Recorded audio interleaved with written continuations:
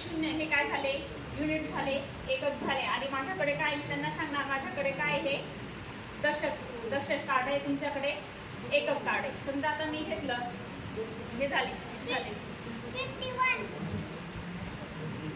52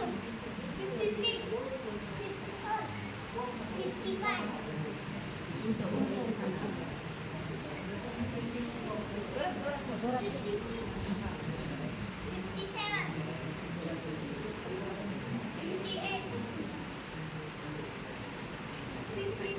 हा. आता हे काय झालं 59. नंतर मग काय करायचं, ते उलट करायचं, कारण माझ्याकडे दशक आहे ना. हे झाले 60. मग परत आता ही संख्या काय झाली, परत आली. आता किती झाले हे 71